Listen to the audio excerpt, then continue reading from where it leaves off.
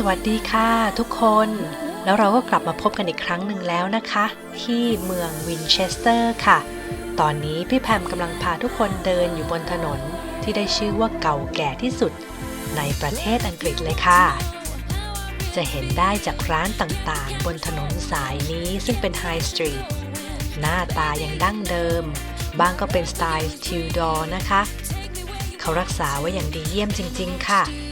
และช่วงเสาร์อาทิตย์ก็จะมีตลาดนัดขายของจิปาถะจะเน้นไปทางงานฝีมือแล้วก็อาหารแล้วพี่แพมก็เดินเลี้ยวเข้ามาที่สตรีทมาร์เก็ตเพื่อมุ่งหน้าไปยังมหาวิหารวินเชสเตอร์ค่ะแล้วเราก็เดินมาถึงมหาวิหารวินเชสเตอร์กันแล้วนะคะมหาวิหารแห่งนี้สร้างขึ้นในราวๆปีค.ศ. 1079 ถึง 1532 มหาวิหารแห่งนี้มีความยาวถึง 170 เมตรค่ะซึ่งถือว่าเป็นแห่งเดียวที่ยาวที่สุดในโลกและรูปแบบการสร้างวิหารนี้ก็เป็นรูปไม้กางเขนค่ะ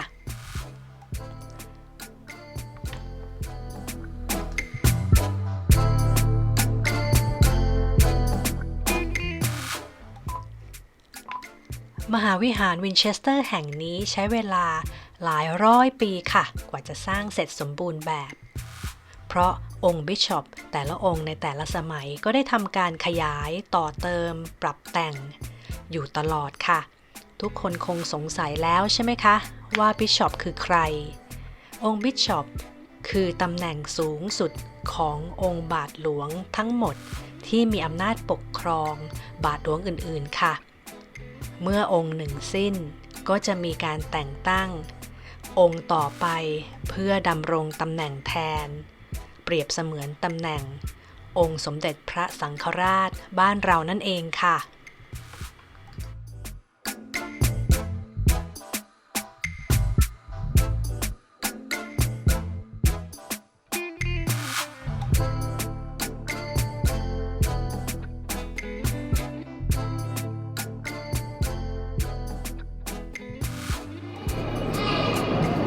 ขณะนี้พี่แพมเข้ามาถึง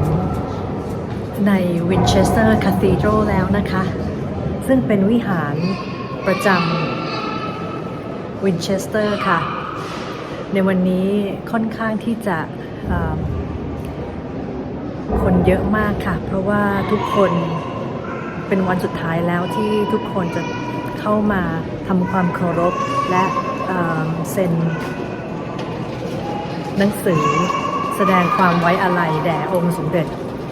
พระราชินีนาถอลิซาเบธที่2ค่ะพี่แพมกำลังพาทุกคนมาดูสถานที่สุดท้ายขององค์บิชอปวิลเลียม of Wickham นะคะซึ่งถือว่าเป็นหนึ่งในองค์บิชอปที่มีอำนาจที่สุดในสมัยนั้นและทั้งยังเป็นผู้ก่อตั้งมหาวิทยาลัยวินเชสเตอร์และนิวคอลเลจที่ขึ้นอยู่กับมหาวิทยาลัยออกซฟอร์ดด้วยค่ะเมื่อถึงวาระสุดท้ายขององค์บิชอปแต่ละท่านเขาก็จะสร้างเป็นสถานที่บรรจุองค์ท่านเช่นนี้ค่ะซึ่งเป็นวิหารเล็กๆที่อยู่ภายในมหาวิหารนี้อีกชั้นหนึ่งและมีแท่นบูชาและรูปลักษณ์ครั้งสุดท้ายของพระองค์ท่านทุกคนคงสงสัยใช่ไหมคะว่ามหาวิหารแห่งนี้มีความใหญ่โตโอ้อาคงจะมีน้ำหนักมากทีเดียวและที่สำคัญคือมีความปลอดภัยแค่ไหนและด้วยอายุนับพันปีพี่แพมขอเล่าให้ฟังคร่าวๆแล้วกันนะคะว่าเขามีการเช็คความปลอดภัยกันมาโดยตลอดแต่ในช่วงต้นศตวรรษที่20นี้ก็ราวๆปีค.ศ. 1905 ถึง 6 นั้นเป็นช่วงที่มีการเตือนกันว่ามหาวิหารแห่งนี้ถึงจุดวิกฤตเพราะน้ำท่วมด้านล่างและมีการเทสกันหลายรูปแบบค่ะทั้งจากดินและจากน้ำในใต้ฐานด้านล่างนี้ก็พบว่าทุกอย่างผุพังไปตามสภาพอีกทั้งยังมีน้ำท่วมจนต้องทำให้มีการบูรณาการครั้งใหญ่จนสำเร็จให้ทุกคนเข้าชมได้อย่างสบายใจมาจนถึงทุกวันนี้ค่ะและในสัปดาห์นี้ที่พี่แพมมาวินเชสเตอร์นะคะ เป็นช่วงเวลาที่คนอังกฤษทั้งประเทศได้ร่วมไว้อาลัยแด่องค์สมเด็จพระราชินีนาถของเขาและเช่นเดียวกันกับในมหาวิหารที่สำคัญแห่งนี้ค่ะพี่แพมรู้สึกได้ถึงบรรยากาศที่เต็มไปด้วยความสูญเสียอันยิ่งใหญ่ของผู้ที่อันเป็นที่รักที่สุดของทุกคน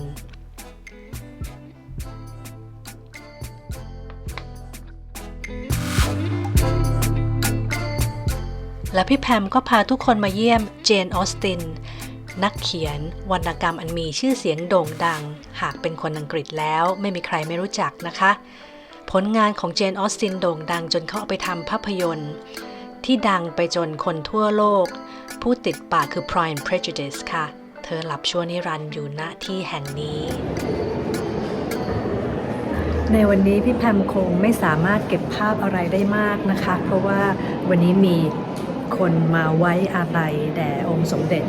พระราชินีนาถอลิซาเบธที่2กันมากมายค่ะต่อคิวกันยาวเหยียดไปถึงด้านนอก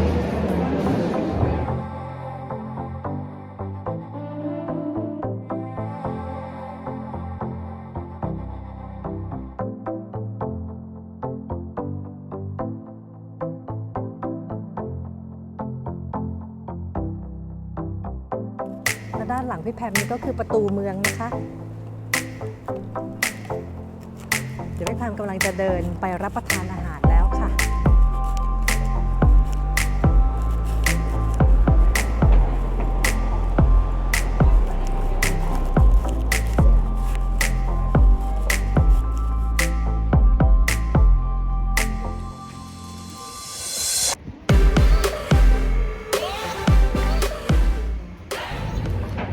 เอาละค่ะพี่แพมก็มาถึงกำแพงเมืองแล้วนะคะเดี๋ยวกำลังจะเดินขึ้นไปค่ะมึนๆนิดหน่อย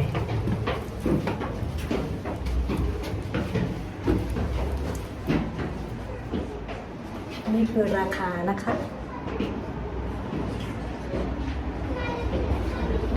เราต้องจ่ายเงินค่าขึ้นด้วยค่ะเพราะว่าเขาจะได้นำไปทำนุบำรุงกำแพงเมือง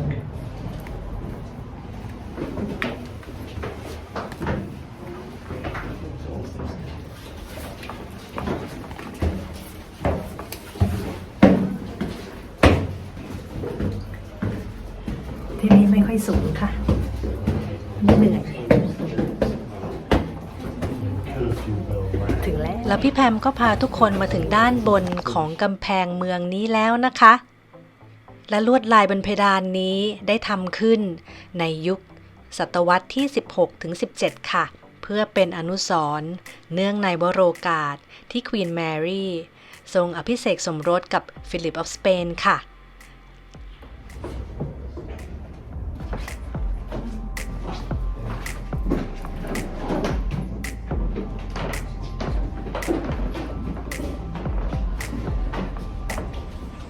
ด้านบนกำแพงนี้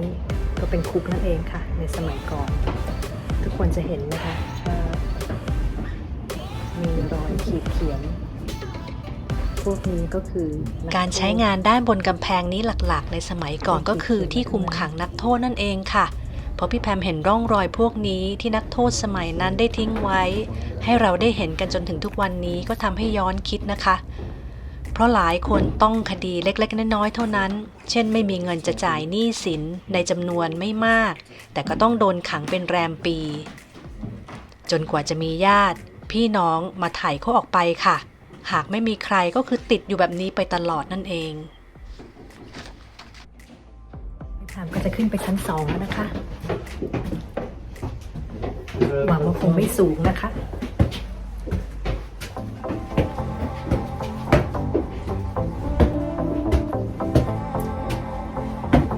ถึงด้านบนสุดแล้วค่ะเป็นดาดฟ้า